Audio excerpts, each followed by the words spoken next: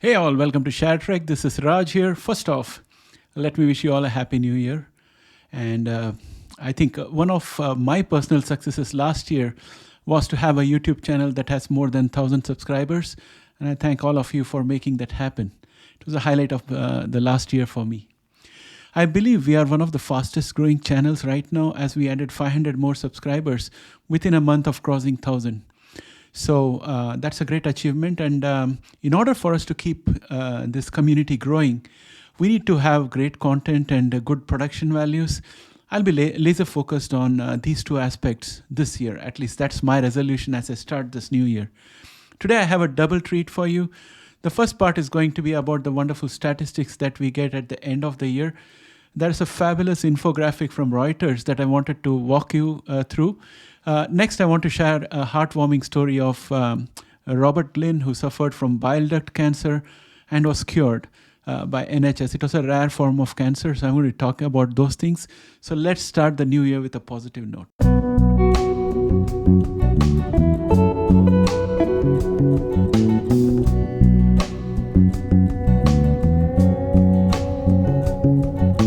Welcome back, friends. First, let me show you this infographic. You need not rewind or skip back to see this again. I have provided a link to the source in my description. And if you click on it, it'll open up in a separate window and it'll automatically play. So you can always look at it on a separate window so that you don't have to rewind this particular rewind is a very old word. You don't have to skip backwards to look at the movement of all those property classes. So with that said, let me show you what I found very interesting. I wanted to show this to you as I have a few observations to make about how the market started visualizing the risks and where we ended up in December. You will see that as we started in January, Bitcoin was already the worst asset at negative 6%. And Bitcoin tried to improve and showed some life until April, but it would continue to fall back and stay at the bottom and end at minus 62% by December. If anyone had known this about Bitcoin, then they would have actually sold at the beginning of the year, waited for it, and then bought it at the end of the year. And they could have multiplied the number of Bitcoins they had in hand.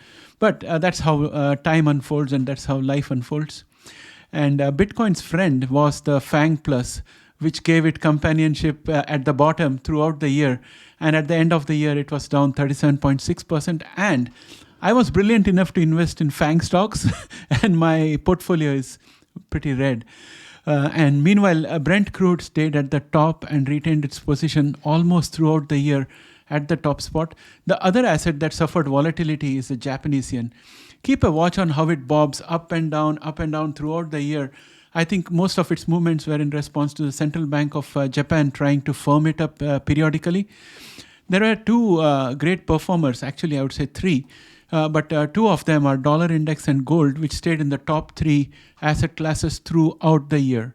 Gold demonstrated great stability in my opinion, and if one had invested in gold, they would have come out of this market at the end of the year in pretty decent shape.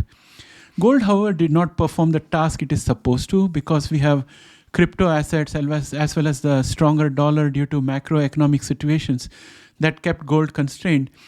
I was reading somewhere that due to the proliferation of gold ETF, where gold is kept in a vault to back the ETFs that are issued, this has converted gold almost into a fiat currency.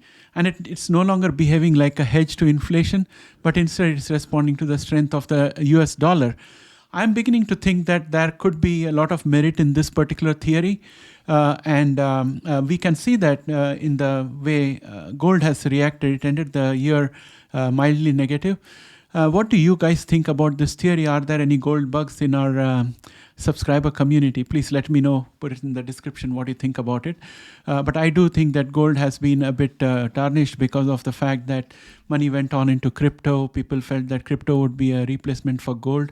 And also this ETF theory seems to appeal to me, gold ETF.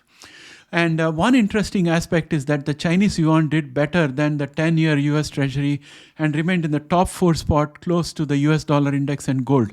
So you take away all the media spin and everything, there is a lot of anti-China rhetoric and all that. Of course, China is still battling the COVID pandemic and all that.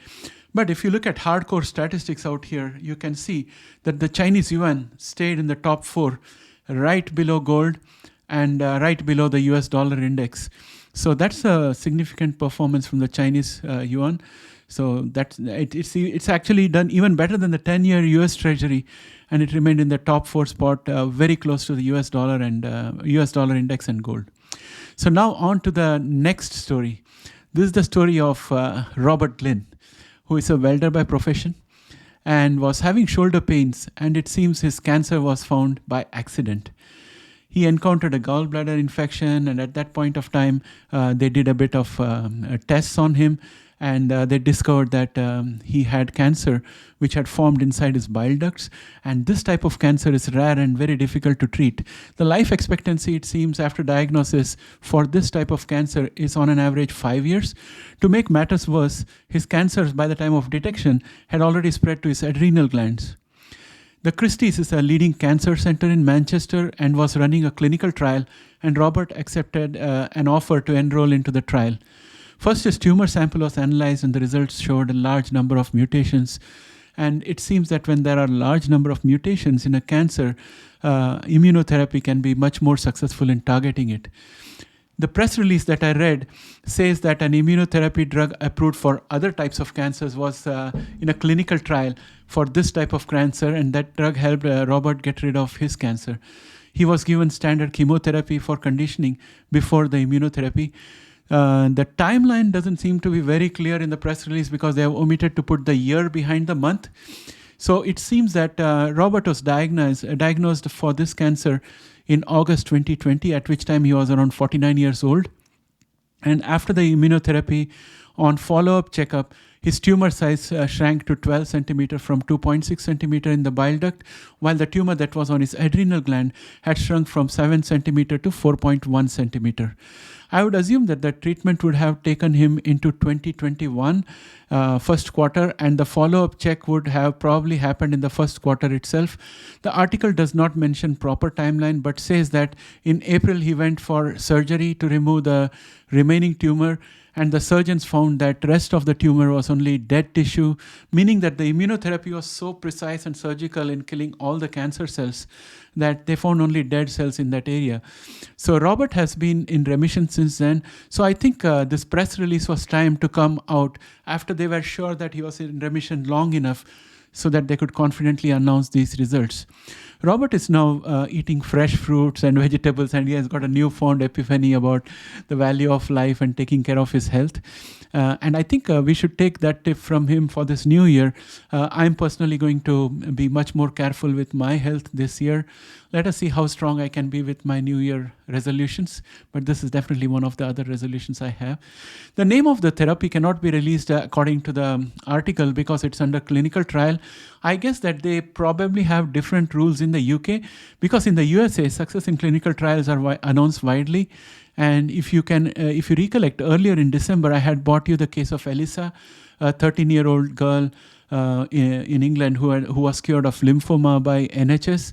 Again, in that case as well, they did not disclose the name of the therapy.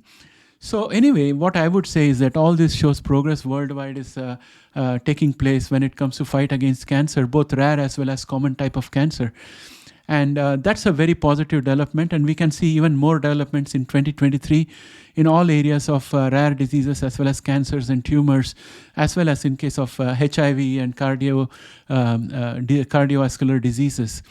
So I think this particular news article would definitely give you a lot of optimism, both as an investor as well as as a human being who is likely to suffer from something or the other during our life. I think all of this makes us feel much better. So that's all from me for you today. And I would request that as we embark into the new year, please explore the community section. I put a lot of inspirational memes in the community section so that every morning you can get inspired by it. And also, I have introduced the Super Thanks feature with which you can support the channel. And I'm waiting for us to cross 2,000 members, 2,000 subscribers, at which stage I'll consider opening up the membership feature. So that's all for now, my dear friends. And I'm looking forward to the new year to come up with great segments for you and a better quality of programming. Thanks for all your support so far. I wish you all a very, very happy new year and a great deal of success in whatever you're doing. Thanks and have a great day. Bye for now.